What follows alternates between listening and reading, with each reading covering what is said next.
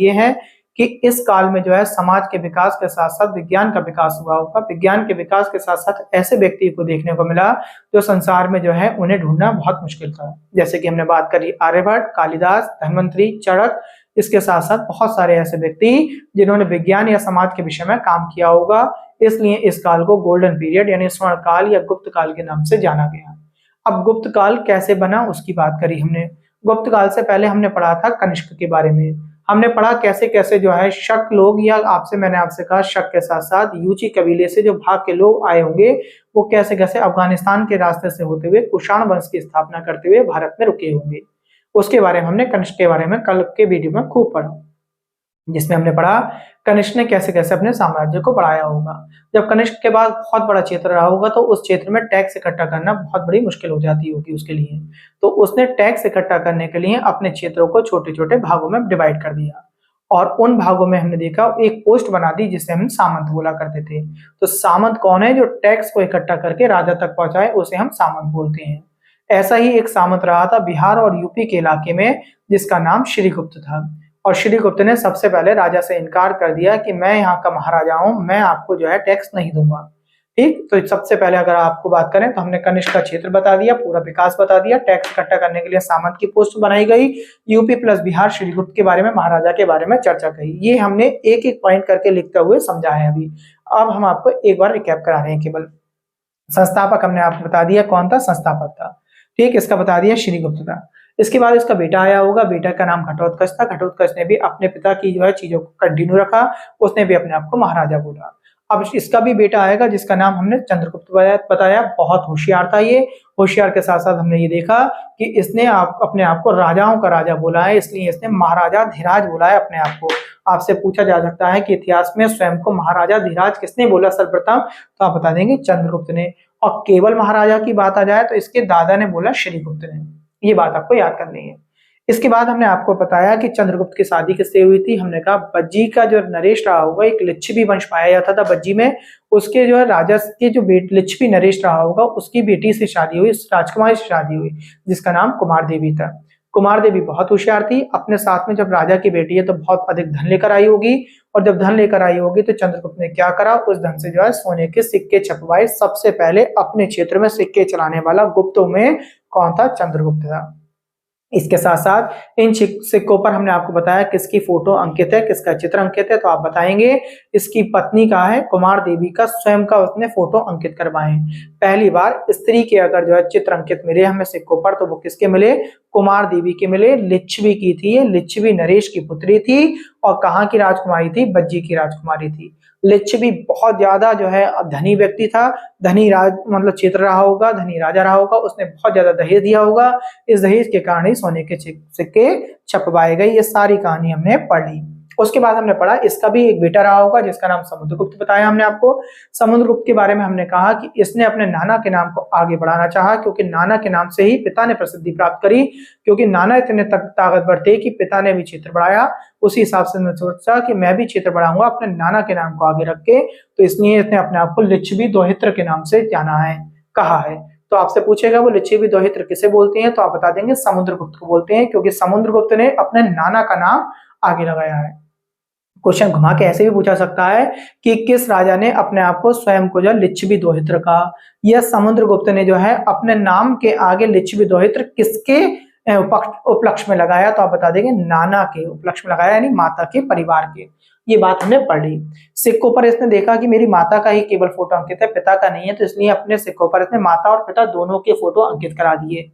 उसके बाद इसने देखा कि मेरे पिता ने बहुत ज्यादा काम कर लिया, मेरे दादाओं ने बहुत काम करा, सबने करा, क्यों ना मैं भी कुछ आगे नया काम करूं।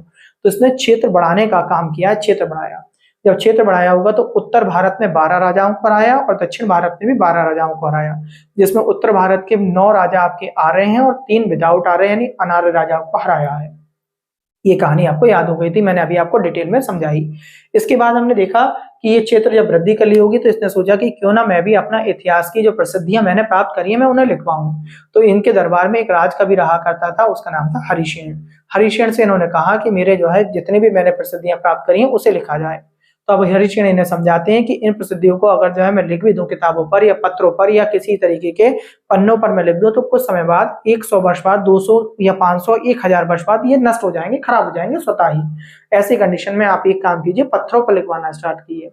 तब पत्थरों पर लिखवाने की वजह से इन्होंने देखा कि कौशाम्बी में एक अभिलेख बना हुआ था अशोक का, तो अशोक के अभिलेख को वहां से तुड़वाकर ये प्रयागराज में लगवा देते हैं। तो इसलिए उसे प्रयागराज या प्रयाग प्रशस्ति अभिलेख के नाम से जाना जाता है, क्योंकि इस पर इनकी प्रसिद्धियां लिखी हुई हैं। और प्रसिद्धियों में क्या लिखवाया है, इन्होंने अपनी जीत का वर्णन किया है, जीत के वर्णन के साथ साथ अपनी पीढ़ियों का वर्णन किया है कि मेरी पीढ़ियां क्या थी और आगे भविष्य में क्या रही हैं।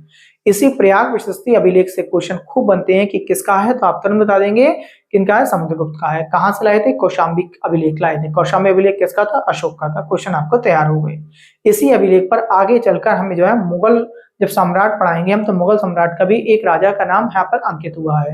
यानी ये अभिलेख धीरे धीरे मुगलों में भी पाया गया और मुगलों में इसी पर जो है उन्होंने एडिटिंग कर दी, एक अपना नाम भी जोड़ दिया, जिसमें उस राजा का नाम अगर पूछ ले आपसे तो जहांगीर बताएंगे।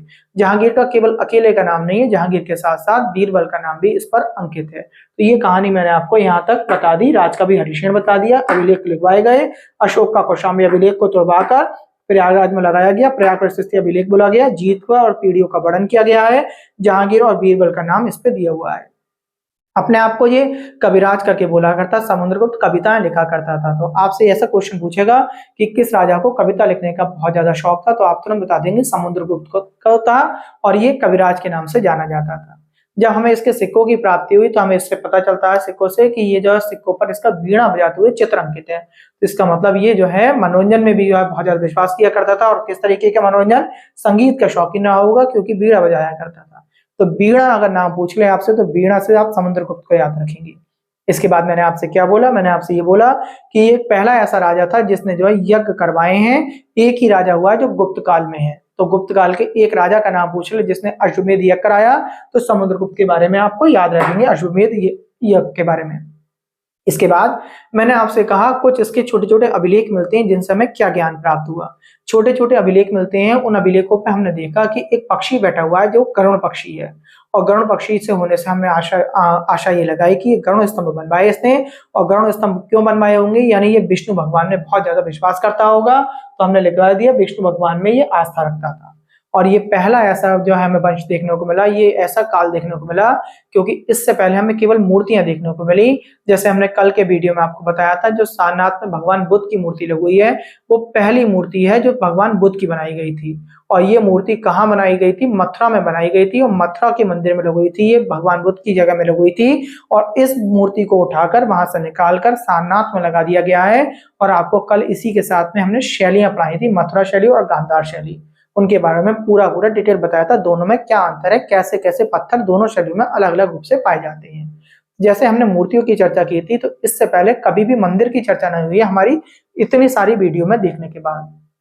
तो हम अगर बात करें तो पहला ऐसा काल आया, पहला ऐसा वंश आया जिसने जो है मूर्तियों के साथ साथ मंदिरों का भी निर्माण करवाया। तो आपसे ये पूछा जा सकता है कि कौन से वंश में या कौन से काल में मंदिरों का निर्माण हुआ है, तो आप बताएंगे गुप्त वंश में या गुप्त काल में, स्वर्ण काल में जो है मंदिरों का निर्माण माना जाता है। आज के वीडियो में केवल इतना ही पढ़ाएंगे।